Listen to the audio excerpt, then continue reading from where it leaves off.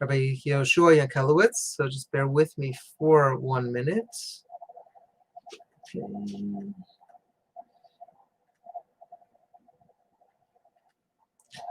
Okay, so Rabbi Yehoshua Yankelewitz is a renowned expert in the area of Torah scrolls and combines expertise in all these fields with a wide-ranging knowledge of Jewish history, archaeology, and Jewish ritual law. He is consulted worldwide on the provenance and dating of Torah scrolls, helping congregations, museums, and scribes. So I'm just going to add Rabbi Yankelewitz to the stream here. Okay, and I'm just going to go ahead and share the presentation that will be accompanying this event. Okay. Yeah. Okay. Get myself off Okay. here. Are we live? One sec. We are live. The keynote is not showing though. I'm Rafi. How are you? Okay. I can start.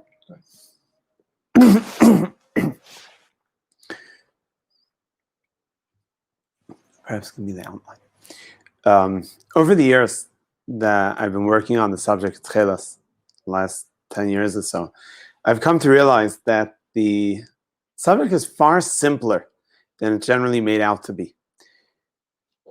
People generally assume this is an exceptionally convoluted, complicated sugya, a subject involving many, many sources and disciplines. There's a lot of information that has to be put together for this. I've come to the realization that it's actually quite simple. For the most part, the entire subject can be summed up in pretty much one small point. Basically, we know that Techeiles is meant to come from a chalazon. A chalazon is generally assumed to be a snail. This can be demonstrated quite easily based on various midrashim that are usually quoted, that the chalazon has a shell, also based on Middle Eastern languages such as Arabic, Syriac, and others, in which chalazon still today means snail. So we're looking for a dye from a snail, particularly a blue dye. We know it's possible to forge Techeiles from color Iyun, which is widely translated as indigo. So we're looking for a blue dye made from a snail. This is pretty much a given. This is not really where the main core of the subject lies. The question is mainly which chalazon are we looking for? Is there a particular snail that is one that is used for Techeiles? The argument that's usually given could be summed up pretty simply, that we're looking for a world commodity. We're not looking for something that's unique to Jews. Only Jews are using this Techeiles dye, in which case it would be a lot harder to find it. We're looking for something that is used by the Goyim too. Among other sources, besides our many, many midrashim, there's a Gemara that we learned recently. Many of us, I'm sure, have learned this recently in Daf Yomi, which I think is the best proof that we have at this point. The Gemara talks about finding Techeiles in the street. Amar Abelazar Maitzah Techeiles b'shuk. Somebody finds Techeiles in the street. If he finds pieces of wool, they're puzzle because you have the chashash. Perhaps they're used for a glima, for a cloak. This demonstrates quite clearly that Techeiles wasn't uniquely used only for Jews. So, basically, we're looking for a non-Jewish dye, not something particularly unique to Jews, some widely used dye that was snail-based and blue. If we were to find one, we're meant to assume that that's probably the Techeiles of Chazal. It so happens to be, again, this is pretty much the focus of the argument. The Techeiles of the non-Jews is rather the blue snail-based dye of the non-Jews is the Techeiles of the Jews. And if we were to find one, it's probably one and the same. Turns out that there is such a dye, widely mentioned in Greek and Latin sources, such as Pliny the Elder, Aristotle, and others, known as a purfura. Again, basically, to sum up the argument, there is a non-Jewish dye which is widely known. It's called the Purfirin, and that's probably the same as the blue dye used by the Jews. This is not really a contemporary chiddush. This is something that goes back quite a while. This is already noted by the Chavas Yair in a sefer Makar Chaim. We have the autograph here. In the bottom corner, sort of a marginal note, the Chavas Yair makes mention, the blood of the chalazim that we dye the Techeiles therewith is not blue, rather purple, and it's made from a fish known as the purpur fish. Obviously referring to this dye that's mentioned in Pliny and the other sources that I mentioned. It's mentioned also in the Shiltei Gibarim. Here we have the close-up of that mentioned from the Chavas Yair. The Shiltei Gibarim, not the one on the Rif, another later source, a sefer about the Beis Hamikdash written in Renaissance Italy. And he writes quite clearly, Perfura v'hu ha'chalazim shetzayvim by Techeiles. The perfura is a chalazim that one makes Techeiles from. Pretty straightforward. Obviously, you can go in more detail and greater depth to any of these sources and to substantiate the various arguments. There are more sources that the non-Jewish Techeiles is the same as the Jewish Techeiles. There are more sources that a chalazim is a snail. Each and every one of these points can be dwelt on. What is pretty widely accepted is that the perfura of the non-Jews is a snail known today as the murex trunculus. Again, there are many proofs for this. Among them, the fact that till today, in contemporary Greece, it's still known as the perfura. The question that arises, which is the main focus of today's share, is it's really a double-edged question. We have a lot of information, a lot of literature that we generally call, in general, with the wide term, Kisvei Chazal. This obviously includes Talmud Bavli, Talmud Yerushalmi, various midrashim of various sorts. One would expect that being that the perfura is so widely known and widely recognized, somewhere this should have slipped from Chazal that the Techeiles is a perfura, it's identical. There are midrashim that mention the two next to each other, but where's the smoking gun? Where's this clear reference? And this has become something of a quest for all the proponents of the murex Techeiles. This would obviously be the most powerful proof we could possibly find if we were to find a medrash that clearly identifies it. More so if we were to find the Gemara or something like that.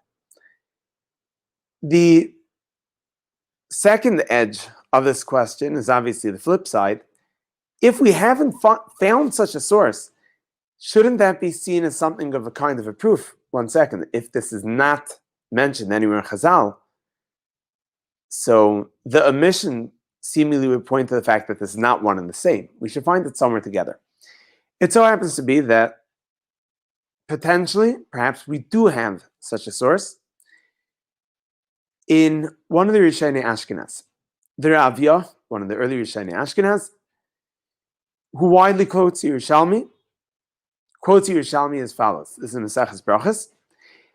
On the Mishnah of Misha Yakir, this is Man Kriyishma, we'll go into this in greater depth later in the shir. It says as far as Misha Yakir, the time Misha Yakir ben Techeiles Salavan, and the Rebbe says between Techeiles and Karasi. Again, we're going to go into this in greater depth later. He quotes Yerushalmi, V'garsinim b'Yerushalmi, ben Techeiles to Karasi, between Techeiles and Karasi is being Purfirin ubein Prasinan. Theoretically, we have a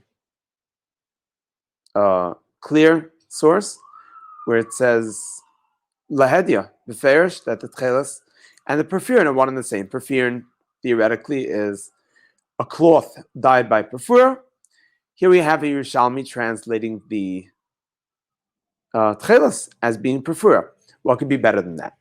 Obviously, this is not so simple, which is why if you speak to somebody about Techeiles, it's not the first source that comes to mind, and this is not brought as an open, clear source. The basic kasha, obviously, is the fact that I'm quoting this from the Ravya, not the Yerushalmi, because if we were to look in the Yerushalmi, it's not there.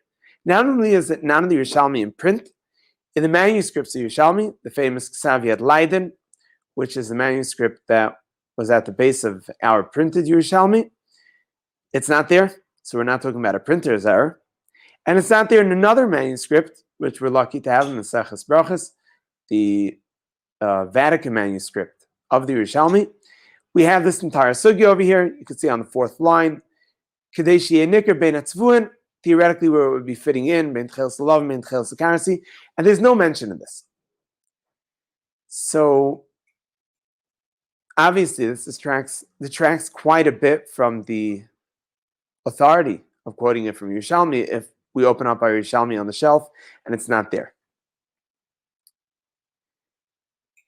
Secondly, there's another problem, that this is not the only time that the Yerushalmi is quoted by the Rav Yah, and it's not there in front of us.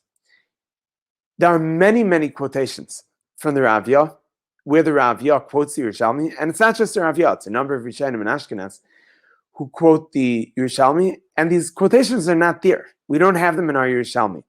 This has led many scholars over the years. Just stand in front of me so I can talk to you.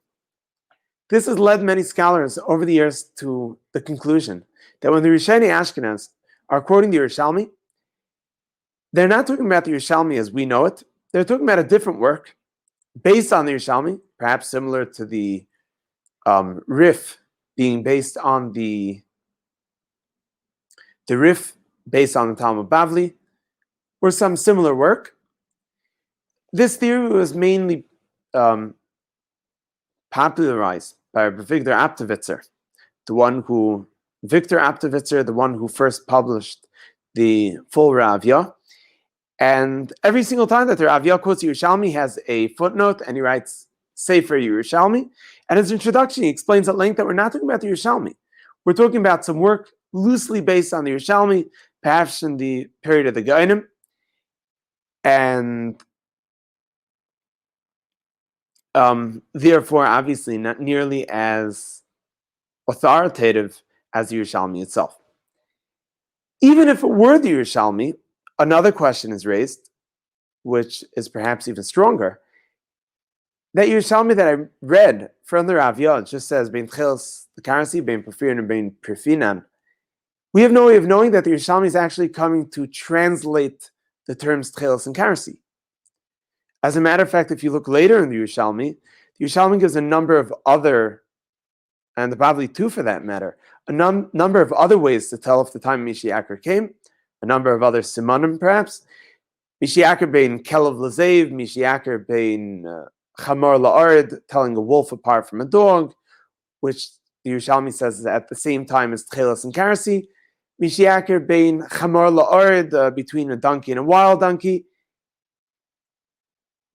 Being that we don't know what Purfinan is, perhaps Purfinan is something else, and Purfirin is not Techeiles, and it's two other things, and not related to Techeiles and Karasi. Again, the question is whether we have a Yerushalmi, and the second question is, even if we do have a Yerushalmi, how do we know that it's coming to translate the terms mentioned by the Mishnah, Ben Techeiles and Karasi?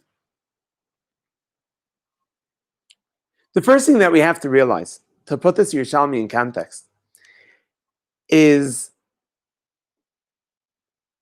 that these quotations from the Yerushalmi that we don't have in front of us are widely used by the Paiskim. Nearly every single time the Rav Yah brings Yerushalmi that I've checked, almost always they're accepted la'alocha l'maisa. One interesting example, which I didn't have a chance to upload to the screen, the Tefillah of Nachem, which we say on Tisha B'Av, the source of this is Yerushalmi. It's not in the Bavli. The Rambam doesn't even bring it. And the Yerushalmi says quite clearly that we say it in Ritzei. The reason why we, Ashkenazim and Sfaradim, to the best of my knowledge, nearly every Kehillah and Klal Yisrael says it on Tisha B'Av as part of V'li Yerushalayim Ircha. The reason we do that is because of Yerushalmi, again quoted by the Rav Yah. But here this is uniquely interesting because the standard Yerushalmi clearly has it as part of Ritzei, and here we have Yerushalmi quoted only by the Rav Yah, not the Rav Yah, not the Yerushalmi that we have in front of it, and the authority of the Rav Yah's Yerushalmi supersedes the authority of the standard Yerushalmi, and this is accepted halacha l'maisa almost universally. The standard Yerushalmi, as a matter of fact, is quoted by the Mishnah Berurah in Bir Halacha in Hilchos Tisha, and he says that if one forgot to say it in V'li Yerushalayim Ircha, one should say it in Ritzei, as Yerushalmi says clearly, which would be the more likely place to put it, as we put in Yalav Yaveh, Ever Me'ina Ma'ir. But the Chavetz Chaim doesn't bring the possibility even that perhaps one should say it in Ritzei Lachatchila, just like it says in Yerushalmi. Another interesting example is the bracha of Hadlakas Ner Shel Shabbos. I think pretty much everyone in Klal Yisrael says the bracha Hadlakas Ner Shel Shabbos. The Rishonim that bring it all quote it from Yerushalmi and Maseches Brachos in Parak HaRoya, and it's not there. It's only from the Yerushalmi that the Rishoni Ashkenaz are quoting. If you check the halacha in Shulchan Aruch and you look at the Biur Agra, the main purpose of the Biur Agra is to give sources and Chazal for everything mentioned in the Shulchan Aruch.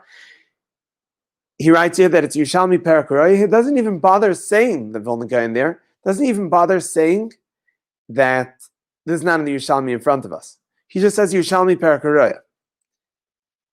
Obviously, the Vilna Gaon, who clearly would have known that this isn't in the Yerushalmi, no one would have been able to say this better than the Vilna Gaon, who had the entire Yerushalmi at instant command, and he just says Yerushalmi, straightforward. It's Yerushalmi and it's in Parak HaRoya, while he knew from the Beis Yosef that this is just Rishoni Ashkenaz quoting the Yerushalmi. I have another interesting source. I'm bringing it just because of the Chiddush. It's never been printed, to the best of my knowledge. This is a list of brachas that you see there from a little-known work of the Vilna Gaon called Ma'aseh Torah. It's a compendium of lists that the Vilna Gaon wrote. There are those that say that he wrote it while he was in jail. This manuscript that you see in front of you was written by the Vilna Gaon's son, Reb Shlomo Zalman ben Agra, who died during the Gra's lifetime, which means that this is written in the lifetime of the Gra. You have over here a list of brachas, Bekitzer Nimritz, you can see on the top, Matar Asurim Zekiv Kfufim Reika Arts, right? All the brachas that you would know. There's a lot of interesting things you could even diag from this, obviously. At the end of the list, one has V'oidiesh brachas. You can see it there highlighted. These are brachas that we don't find anywhere in Chazal. Brachas that we find from Gaonim, from other sources, but they're not there in Chazal. One of them there is Hanoisen L'Yav Kech, which, as a matter of fact, we have a Messiah quoted by the Vilna Gaon's nephew, Rav Yaakov Kahana, that the Vilna Gaon wouldn't say this because it's not there in Chazal. But up there, together with the brachas of Chazal, he quotes Ner Shel Shabbos and Ner Shel Yom Tov, which means that the Vilna Gaon clearly saw them as being part and parcel of Chazal. The reason the Vilna Gaon would have assumed this is probably because the Rishoni Ashkenaz quote it not as being a separate work, but as being a Chazal, part of the Gemara. They don't quote it as a work based in Yerushalmi. They always quote it as the Yerushalmi itself, like we saw there in the Ravya itself, where he says Garsinon b'Yerushalmi, which is the term that the Ravya only uses when quoting the Gemara itself. So it would stand to reason that, as far as halacha is concerned, the Poskim accept the authority of the Yerushalmi, these fragments of the Yerushalmi quoting Rishoni Ashkenaz, not as being a spurious source based on the Yerushalmi, or perhaps erroneously ascribed to the Yerushalmi, but rather as part of the Yerushalmi itself, and they're accepted la'alacha. Interestingly enough, over the last years, a number of manuscripts of the Yerushalmi came to light. They were found and published independently for the most part in the bindings of Sfarim, of actually Christian books, in libraries around Europe. And they were put together, published mainly by Professor Yaakov Zussman of Hebrew University. And these look like standard Yerushalmi. These are manuscripts of the Yerushalmi itself, found in Ashkenaz. We only have one other Ashkenazi manuscript, which only has parts of it. Obviously, this was of tremendous importance. Professor Yaakov Zussman pointed out something even more fascinating. We have a sum total of 12 pages, each one with 2 columns on either side. We're talking about a sum total of 48 columns. To our great luck, one of these columns overlaps with one of the quotations of the Rishoni Ashkenaz in the Yerushalmi that was never found in the Yerushalmi before us. In Maseches Beitza, the Rishoni Ashkenaz, among them the Ravya, the Mardachai, the Ezruah, I think, quote the Seder of Erev Tavshilin, and this is brought la'alocha l'maisa. They quote the Seder of Erev Tavshilin as being there in the Yerushalmi. Here we have it. It talks about Erev Tavshilin. I apologize, it's not very clear. I took this from Professor Zussman's article. And there you have it. How do you make an Erev? Neitel pas kebetza. This is paskin la'alocha, that the bread has to be kebetza, and the whole Seder. Yisei Shekesh Shalom says it's on mitzvahs Erev, Bahadei Neruva, and so on and so forth. As a matter of fact, this is referenced in the Taisus and Maseches Beitza, do not beferish b'shem the Yerushalmi. What was it? One second, there's a technical problem. I see that the slides haven't switched.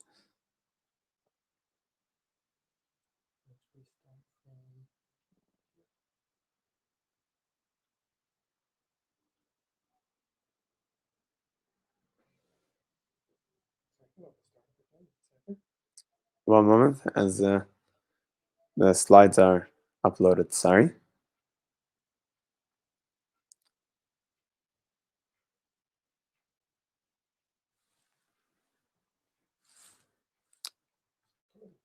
Oh, here we have it. Does everybody see that now?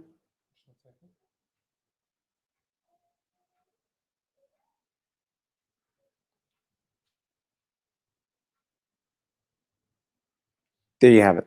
This is the Yerushalmi that I was mentioning earlier. This is obviously a manuscript of the Yerushalmi itself, not a work based on the Yerushalmi, not a compendium of sources, of quotes in the Yerushalmi. We're looking at the Yerushalmi itself, and they're incorporated into the Yerushalmi itself. We have highlighted the Seder of Erev Tavshilin as quoted by the Rishonim Ashkenaz. Being that we only have 48 columns, it's hashgacha that we actually have one that overlaps with one of those quotations in Yerushalmi that we don't have, but here we have it, a quotation from the Yerushalmi that only the Ashkenazi Rishonim have, and as part and parcel of the Yerushalmi itself, the greater Yerushalmi, we have these quotations that only Rishonim Ashkenaz have.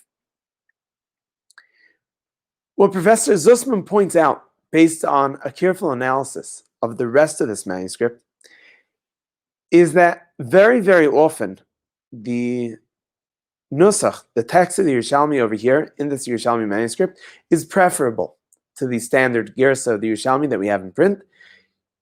He has a number of ways of proving this, besides for better readings, but a number of places where these quotations, where these fragments of Yerushalmi, these 48 columns that were found in these bindings, where they overlap with fragments of Yerushalmi found in the Karug Gniza, often one finds that the text over here is far superior to the Gersa of the Yerushalmi in print. Therefore, Professor Zussman proposes that one shouldn't look at the Yerushalmi of the Ashkenazim as being a reworking of the Yerushalmi, but as an independent source of the Yerushalmi, an independent transmission of the Yerushalmi, and one would have to analyze, when we have a text of Yerushalmi quoting the Rishonim Ashkenaz, would have to analyze it on a case-by-case basis against the standard Yerushalmi to see which reading is preferable. Are we looking at something that's a Hisafa or a reworking the Yerushalmi, or perhaps another Gersa? Concerning our quotation that the Rav Yah had here, besides the fact that it's Greek terms, which theoretically wouldn't have been used at a late Kufa and Ashkenaz, particularly, in order to see how well it fits in with the Yerushalmi, whether it looks like an integral part of the Yerushalmi, we would have to analyze, taking the other question that I raised in consideration. How does this piece fit into Yerushalmi? What are we looking at? Is this a translation or some alternate way of telling what this Man Kriya Shema is, in which case it might be a parenthetical marginal note. In order to learn this carefully, we're going to have to revisit that Yerushalmi. The Yerushalmi in Brachos is talking about the Mishnah. The Mishnah says, "Me'emasai k'yer neshma b'shachris," or b'shacharin, "Mishiyakar ben Techeiles the Lavan." From when can one read Kriya Shema? In the morning, when one can tell apart Techeiles from Lavan. Theoretically, I don't know, Techeiles, a piece of wool that's partially dyed Techeiles and partially dyed Lavan, or perhaps two components of tzitzis. Rabbi Lazar Eimer, ben Techeiles le karton, between Techeiles and karton, Usually this is assumed just to be the plural of karsi, and karsan, those who eat it on Rosh Hashanah will know, karsan is simply Lashon Kodesh for leek. The Yerushalmi goes on to explain this, and the Yerushalmi says, where do we get this? From Keni Masnisen. This is how the Mishnah should be learned, should be read. Bin Techeiles the Shabbat Lavan Shabbat. What does Bin Techeiles the Karsi mean? It means between the Techeiles in the tzitzis and the Lavan in the tzitzis. Where do we get that? The Yerushalmi continues, this is the beginning of Amud Beis here in the standard Prince Yerushalmi. Ma tamun derabanan. What's the reasoning of the Rabbanon? They learn it from a pasuk. We're isem oisei, and we have an asmachta that we're learning this from Parshas Tzitzis to the rest of Kriya Shema. At the time that you can discern the Techeiles particularly, or isem oisei, when you can see it particularly, that means you can see Techeiles. Now, one can see Techeiles even middle of the night without any lighting at all. Obviously, it means you're isem oisei, one can tell it apart, and the Yerushalmi goes on to explain min hasamachlei, from the next available thing, the other ingredients in tzitzis, obviously the white of the tzitzis. What follows is, Umay time in the Rabbanon, the Rabbi Eliezer. What's the reasoning of Rabbi Eliezer? Right? The Rabbanon have a good asmachta. We're isem oisei, to see particularly Techeiles, but not Techeiles in distinction from the other components of tzitzis, rather Techeiles as a unique dye, and you can discern Techeiles bein hatzavuim, until you can tell Techeiles apart from other dyed cloths, other dyed objects, when you can tell Techeiles apart from some other dyed object. And that's what karsan is. Now, the problem is obvious. The Rishonim understand this, the Aruch and the standard Mefarshim Yerushalmi do explain it, as I said, that bein hatzvuim is the other dyed objects, but karasi is not a dyed object, it's a vegetable. Here, in my opinion, is where the Yerushalmi comes in. If we look at their Aviyah in the print, it says Gersinim Yerushalmi, right after he brings Ben Techeiles Alavan or Blazer Ben Techeiles Karsi. So now the Aviyah explains this. What's Karsi? Yesh min tseva shekerin Karsi. There is a dye called Karsi, and it's similar to Techeiles. But Gersinim Yerushalmi, the Yerushalmi explains this. We learn in the Yerushalmi, Ben Techeiles Karsi, bein Purfirin and bein Prasinan. As I said, this doesn't seem to help us. If we look at the manuscripts of the Aviyah, however, we find a different gersa in the earliest manuscript of the Aviyah, and this gersa is quite obviously preferable. The Gersinim Yerushalmi, not Ben Techeiles Karsi, Ben Techeiles Karton, which is how we would have it in all the manuscripts of Yerushalmi, even in Karagni's a fragment of Yerushalmi, many quotations of Yerushalmi. What follows is not bein Purfirin or bein Prasinan. If you look carefully, it says bein Purfirin u bein Prasinan. What is Prasinan? We have a pasuk in the Torah where it talks about the man Zacharnu es, and the list of Oklais are remembered. It continues ve'es hachotzir. What is chotzir? Targum over there says karte, karase, the leeks, right? So chotzir, which you know to mean leeks, is karsi, which you also know to mean leeks. So far, no chiddush. If we look at the Septuagint, the ancient Greek translation of Tanakh, those of you who can read Greek can see over there it says kaita prasa, and the leeks. Prasa therefore means leeks, which means that this term prasinos means leek. If that weren't enough for us, we have the Aruch, the Gersa, the dictionary from early Tkufas Rishonim. Actually, the first Rishon we can easily date. He was born actually in Tkufas HaGaonim, I think. It says in the end, kares or karet, ben Techeiles karton or karta, and he explains that what is karta? Min tseva yirakrak, a green dye, ubelaz prasino. The Latin or Greek translation for that would be prasinos. So here we have a clear understanding in which the Yerushalmi is using a word, prasinos, seemingly as a Greek cloth. Here we have this in a encyclopedia of Greek and Roman clothing, as under the entry Prasinos or Prasinas, leek green or light green clothing, right? So once again, if we look back at the Yerushalmi, it seems quite obvious what we're looking at. We can easily integrate that piece from the Yerushalmi quoted by the Rav Yah.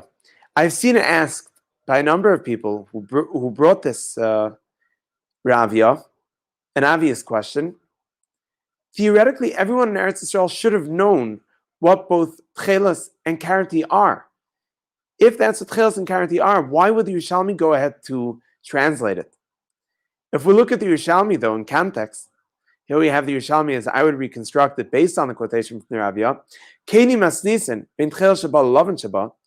When we're going to explain that Rabbi Eliezer is explaining that it's not between Techeiles and Karati, not the vegetable Karasi, which is widely known, it's between Techeiles and Karaton, between Techeiles and a rarely used, as you saw in the dictionary, green dye, known as Karaton.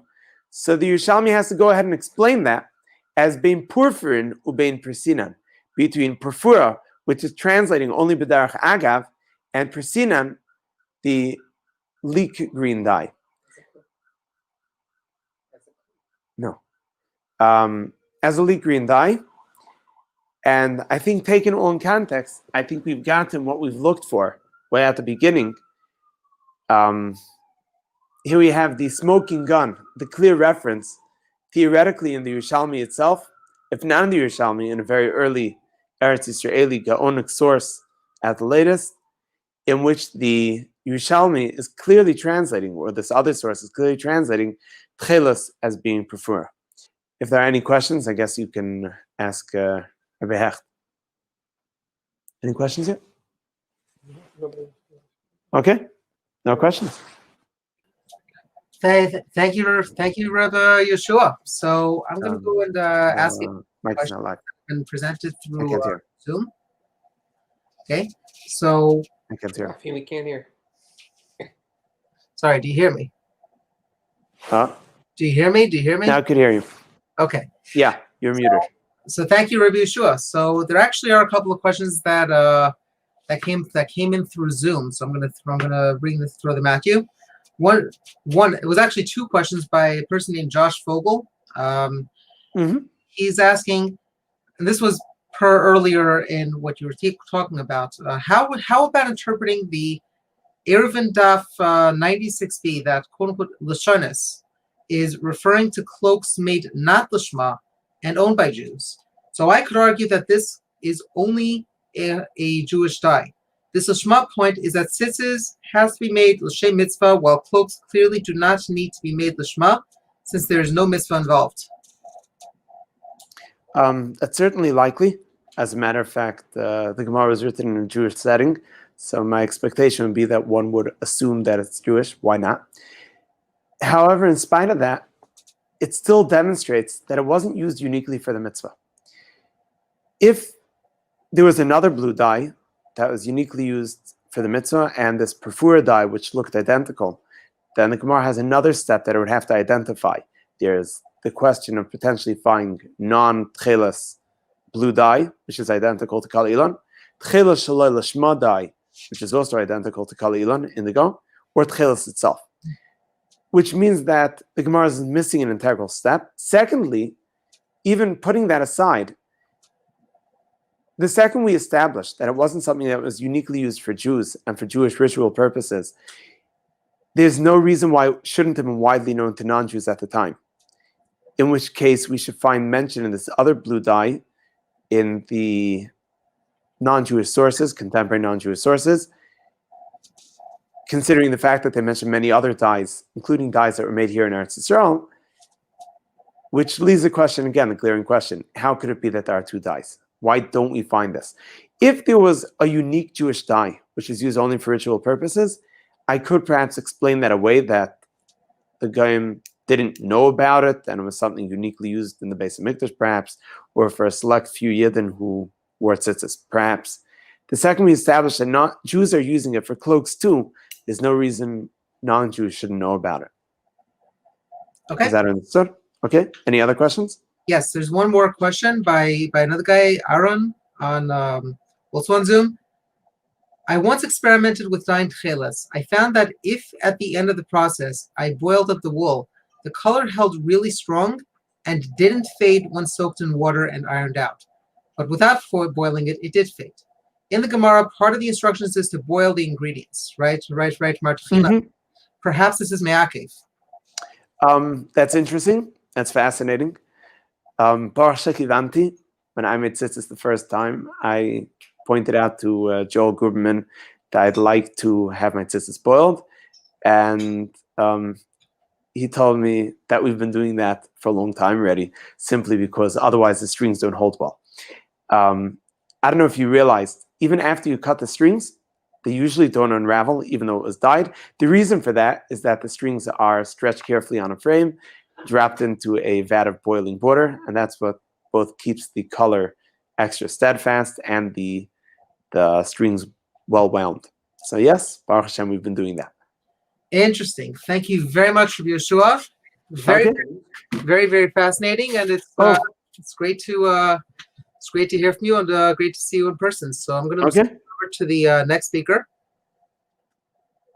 Okay,